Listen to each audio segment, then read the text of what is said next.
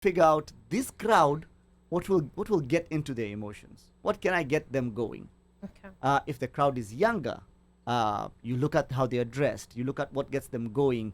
Then you can say that there are certain things I can play that will get these people in the right, that will hype them.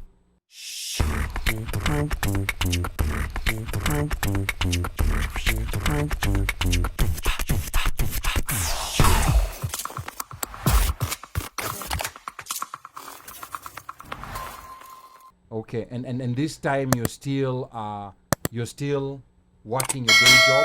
Yes. And DJing is still is going still on a most side weekends. Yes. What was your okay. day job? For the longest time, I worked at a fast food restaurant, and then after that, I worked at a car dealership. Okay. Yeah. So you're managing, because that's a ton of like work. Yeah. And this other, so were you doing that at this like all the time, or was it? Yeah. So I worked at the fast food restaurant while I was still in college. Okay. And then once I decided to drop out of college, and go sell cars. Okay. Then I was working at a car dealership full time. Okay. And then doing that Monday through Saturday, and then DJing Saturday, Sunday, and then full-time job Monday through Saturday. Okay. Yeah. Okay. So Somewhere in there, he also DJed for Vitambi, hosted us. Very, Yes. very, maze. Wow. Tulisherekea North Carolina ni kama tunalipwa. but then at what point did you now transition from moonlighting back and forth DJing and working at the car dealership to now like doing this DJing thing full time? Or are you doing DJing full time? I am. I'm currently doing it full time. Okay. So I quit my job about a little over 2 years ago. Okay. So until then, I was Wow. working full time and DJing. Okay. And So that was during the pandemic. yeah, so during the pandemic, 2020, 2021, Yeah. I started DJing a lot more. I wouldn't say a lot more. I started traveling to DJ a lot more and Okay. getting gigs out of state, and better paying gigs. Let's just call it that. So now we upgrade from 300. Yes. Yeah. No, I Yeah. think Are you gonna share it's the been a while numbers? now. No, well, if you want to book me, I'll give you a rate card. We'll sign a contract. We'll figure Ish, it out. rate card okay. ticket. Yeah, rate card. it goes by. Omero by umesikia events. hiyo rate card. As you talk about that, someone does say it's first gig DMV Obama inauguration. Actually, yes. So Can you shout talk out- about that, please? Shout out DJ Bunty, DMV's own, and Peeweezy. Bunty and Peeweezy were the ones booking me in the DMV back in 2009, 2010. Wow, yes, and that's the first time that I actually Right. attended your show. And I remember DJing at a club, Love, in downtown DC. That yes. place had like 3 levels. Love, let me tell you, you're taking us back. Yeah. Now, Love was ahead of its time. It had like 3 different levels. Yep. You mean Dream? Yes, it used to be called. Now that's back in the day. Me Oh, by the time I was going sorry, there, sorry, it was sorry, called Basi. Love. Sorry, Basi. Oki Street. Yeah, that was a legendary club. Yep. Yeah. And I remember going there and doing an opening set on the top floor. And then it started getting nice, heavy. People started coming in. The vibe was good. So I got the vibe right. And then I remember Peeweezy coming up there and saying, Sonny, this floor is doing well. Now we need you on the second floor. So another DJ would come, since I've already set the vibe. Yes. And I would be rushed to the second floor. And then the second floor, the DJ is just playing. Things are just, people are not really that interactive. So Peeweezy would come and get me, and I'd go to the second floor. And then I'd start playing on the second floor. The place would get heavy. And then the vibe would be right. And Peeweezy kept taking me from floor to floor to floor all night. This was back in 2009. Yes. And Bunty is the one who had booked me for that event. And then there was a time, the same group, Kina Bunty, had booked me for an event in Atlanta during Thanksgiving. And I remember playing at a club, Velvet Room, I believe is what it was. I'd Yep. never seen such a dope DJ booth with couches behind and like this plexiglass. Yeah, Velvet I Room know. was, Yeah. Velvet Room was Atlanta, nice. Atlanta is always extra. And then I'm DJing and the crowd is getting heavy. And then I look behind and they're like celebrities sitting on this couch, like Atlanta celebrities. And it never quite hit me like, wait a minute, what's going on? Yeah. Wow. So Kina Bunty, Kina Peeweezy, those were the first guys to really get me out of Raleigh and have me start DJing out of town. Until today, they always bring me out to the DMV. And if it's not them bringing me out to the DMV, like for example, tomorrow I'm at Hakuna Matata, they always support whatever it is that I'm doing. So shout out to them. Wow. Yeah. That's pretty good. Shout out Banti and Piwizi. And then a couple of comments coming in. Please, Ruth. FYI, Banti likes to go by the legendary DJ Banti. DJ Banti. He likes to go by the legendary. The legendary. But lakini si ni mtu wenyu? It's a mystery to be solved. Okay. But what do you mean mtu wenyu? Meaning he may have some Indian descent, but he could be Kisii also. I'm not sure which is which. Okay, so I kind of lost a number of comments, not sure why, but I'm going to read what I have on my screen right now. Somebody said, like, oh yes, the only music store. So let's fill a room.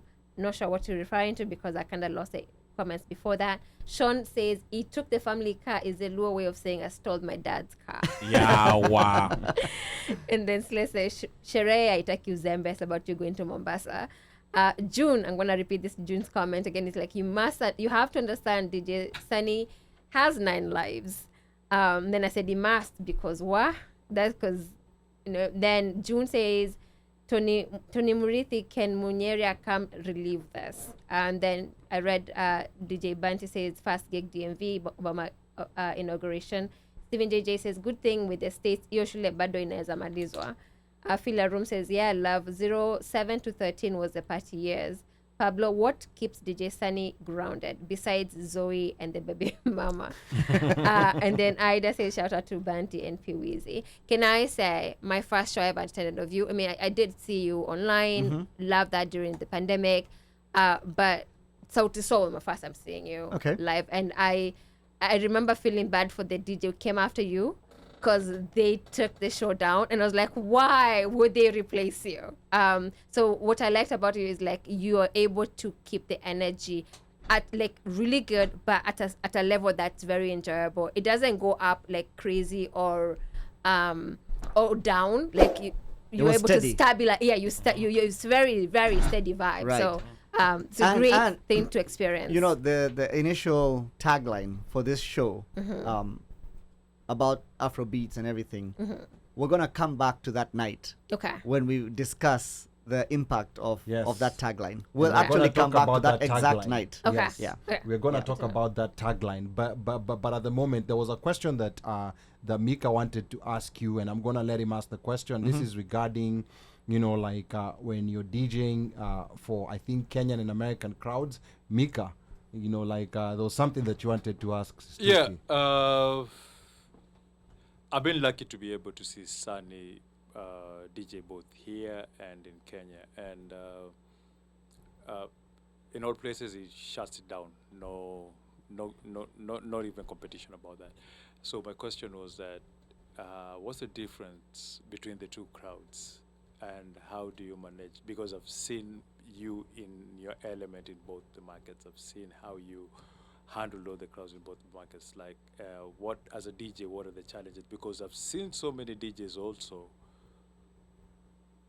party with one side and fail horribly On the other side, yes. Yeah. So the key is understanding the emotions your audience is going through. What exactly do you mean, Like, emotions? in in a in- DJ booth, how are you seeing emotions? You want to get to a point where you're getting these people emotional, right? Okay. So when you walk into a club, you can say, you know what, leo nitakunywa tu moja. You're being very logical. I'm only gonna spend $10. I'm only gonna spend 1,000 shillings, whatever it might be. Right? Yeah, leo sikunywi. Kunywa maji. And let me take it back to sales, because I did sales for a long time. Okay. So I'll use a sales analogy. When you're selling someone something, as a salesman, your goal is to reduce their logical thinking and to increase their emotional. Yes. So The get them more irrational. emotional Yeah. and get them less logical. Get them irrational. Yeah. Rational. Yeah. And on the dance floor, you almost want to do the exact same thing. You want to kill the logic and you want to increase the emotion.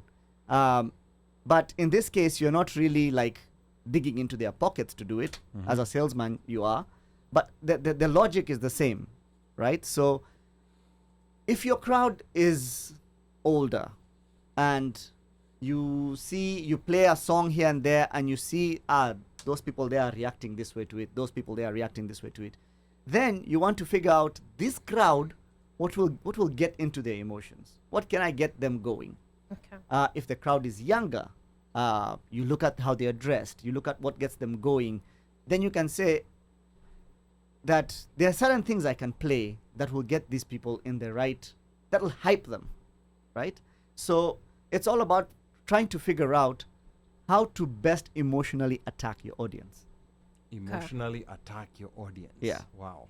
I'm gonna That's use that. pretty I'm good. gonna use that one day, and I'll pretend I'm the one. Jamaa anaongea psychology mob. Yeah, Unaangalia psychology. crowd, unaona hii ndio inaenda na unatwanga ukipepeta. I played last week at a mainstream place in Raleigh. No Afrobeat place, not a African place, not an international place, just regular good old Americans coming there. It was quite a mixed crowd. I saw a lot of African Americans, I saw a lot of white people, I saw some people whom I think may have had some African descent, maybe they were Caribbean or Africans, I couldn't really tell, I don't know them.